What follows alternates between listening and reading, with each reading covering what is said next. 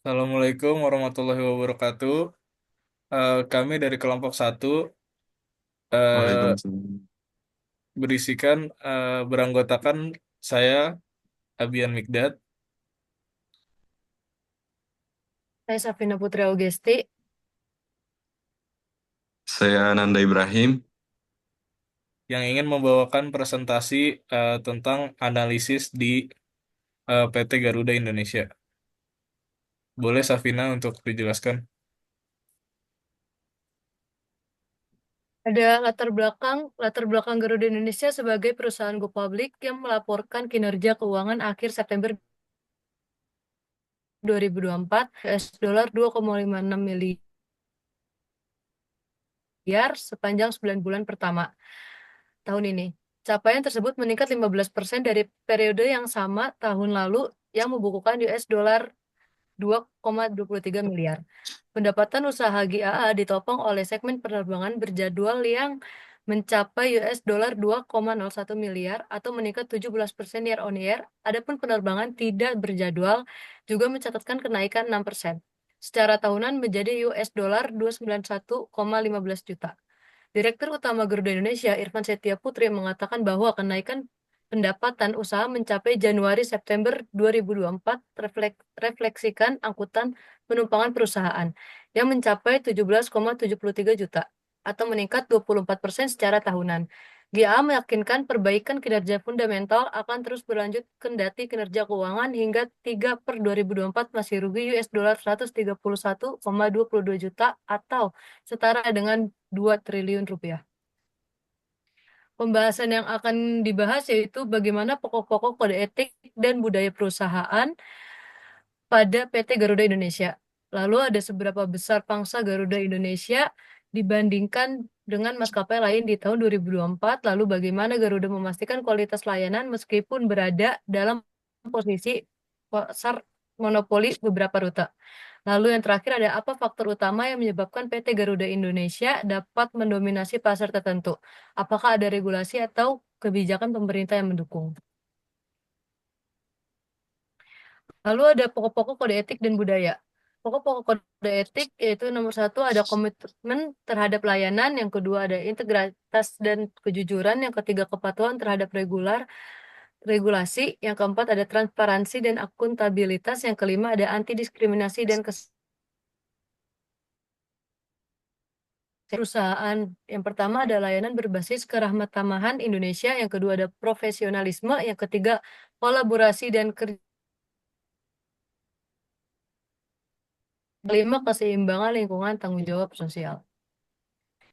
Pangsa pasar Garuda Indonesia, jumlah penumpang grup Garuda pada semester 1 2024 sebanyak 11,53 juta penumpang, naik 27,4% dibanding periode yang sama tahun lalu sebanyak 9,05 juta penumpang. Sebanyak kuartal 2 April sampai Juni saja, grup Garuda mengangkut 6,11 juta penumpang, naik 34,99% dari 4,52 juta penumpang pada kuartal kedua 2023. Pada Januari sampai Juni 2024, total jumlah penumpang angkutan udara domestik sebanyak 30,44 juta penumpang, tumbuh hanya 0,71% dibanding periode yang sama tahun lalu. Sementara jumlah penumpang angkutan udara internasional pada semester 1 2024 sebanyak 8,92 juta penumpang, naik 26,61%. Berikutnya ada pangsa pasar Garuda juga. Dengan demikian, total jumlah penumpang angkutan udara baik domestik maupun internasional pada semester 1 2024 sebanyak 39,77 juta orang, naik 6,1 dibandingkan periode yang sama tahun lalu. Berdasarkan data BPS dan data yang dirilis, Garuda Pasar perusahaan plat merah ini mengalami peningkatan. Pada semester 1 2024, pangsa pasar grup Garuda mencapai 29%, sementara pada periode yang sama tahun lalu, pangsa pasar grup Garuda Indonesia sebesar 24,11%. Di sisi lain, Garuda Indonesia secara konsolidasi pada periode kuartal 2 2024 turut berhasil membukukan pertumbuhan jumlah angkutan kargo besar 37,80% atau menjadi 53.326 ton kargo secara yen orient Year on year, peningkatan tersebut salah satunya ditunjang oleh pertumbuhan komoditas general kargo, utamanya trafik kargo internasional Garuda Indonesia yang tumbuh hingga 54,01%. Selanjutnya ada hipotesis penelitian. Yang pertama, hipotesis utama. Terdapat pengaruh signifikan antar budaya yang baik terhadap kepuasan pelanggan di PT Garuda Indonesia. Yang kedua, hipotesis pendukung. Layanan berbasis keramahan dan profesionalisme berkontribusi positif terhadap loyalitas pelanggan. Yang ketiga, hipotesis tambahan. Inovasi dan adaptasi layanan penerbangan meningkat daya saing PT Garuda Indonesia di pasar monopoli.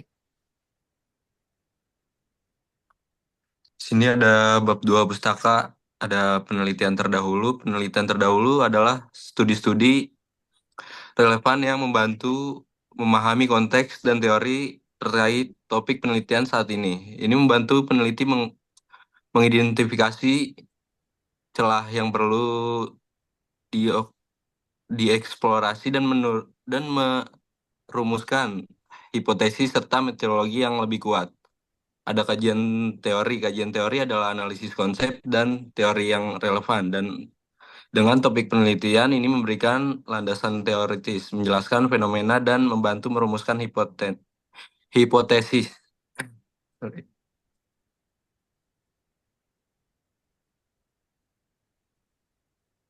Penelitian terdahulu. Dalam konteks penelitian ini, beberapa teori pendukung memberikan landasan untuk memahami dinamika dalam industri penerbangan. Teori layanan pelanggan menekankan pentingnya interaksi antara penyedia layanan dan konsumen.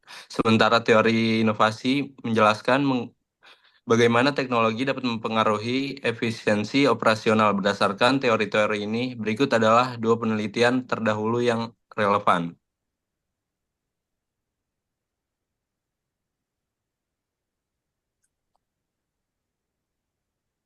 Kajian teori. Beberapa teori yang mendasari analisis ini meliputi: satu, teori layanan pelanggan menekankan pentingnya interaksi antara penyedia layanan dan konsumen serta bagaimana kualitas layanan dapat mempengaruhi kepuasan dan loyalitas pelanggan.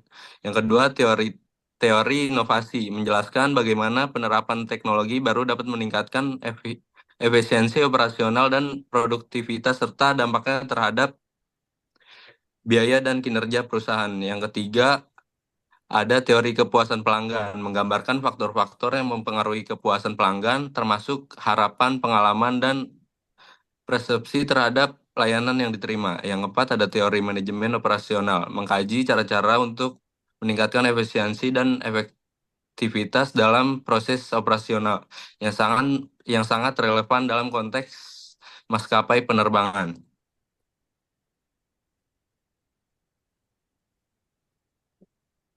Yang ketiga di sini ada metodologi penelitian. Yang pertama ada metodologi kualitatif. Metodologi kualitatif digunakan untuk memahami fenomena yang kompleks dalam industri penerbangan dengan fokus pada pengalaman dan persepsi pelanggan.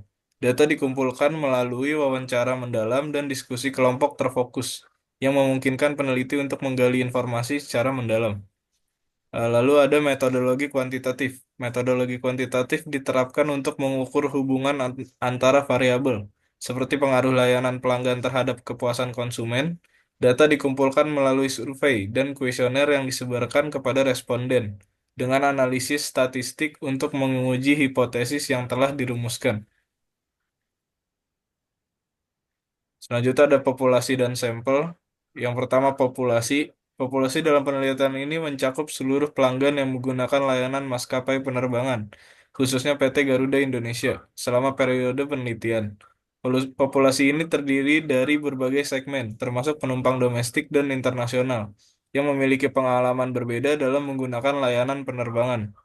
Dengan memahami karakteristik populasi ini, peneliti dapat mengidentifikasi faktor-faktor yang mempengaruhi kepuasan dan loyalitas pelanggan. Yang kedua ada sampel. Sampel yang diambil dalam penelitian ini merupakan bagian dari populasi yang dipilih secara acak untuk mewakili keseluruhan. Peneliti menggunakan teknik sampling Strafford untuk memastikan bahwa berbagai segmen pelanggan, seperti kelas ekonomi dan bisnis, terwakili dalam sampel. Jumlah sampel yang ditargetkan adalah 300 responden.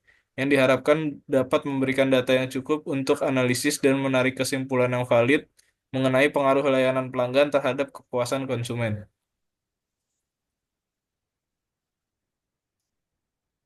Selanjutnya ada jenis dan sumber data. Sumber satu, survei dilakukan dengan menyebarkan kuesioner kepada pelanggan PT Garuda Indonesia untuk mengumpulkan informasi mengenai pengalaman, kepuasan, dan faktor-faktor yang mempengaruhi loyalitas.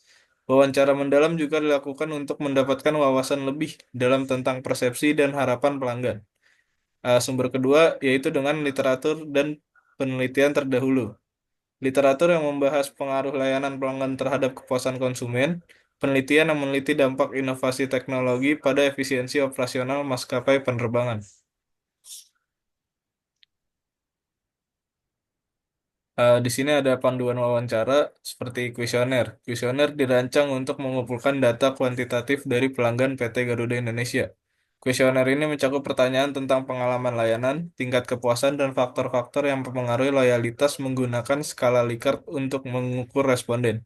Lalu panduan wawancara digunakan untuk mengumpulkan data kualitatif melalui wawancara mendalam dengan pelanggan. Panduan ini berisi pertanyaan terbuka yang memungkinkan responden untuk berbagi pengalaman, persepsi, dan harapan mereka terkait layanan yang diberikan oleh PT Garuda Indonesia. Sekian dari kelompok kami. Jika ada kurangnya mohon dimaafkan. Wassalamualaikum warahmatullahi wabarakatuh.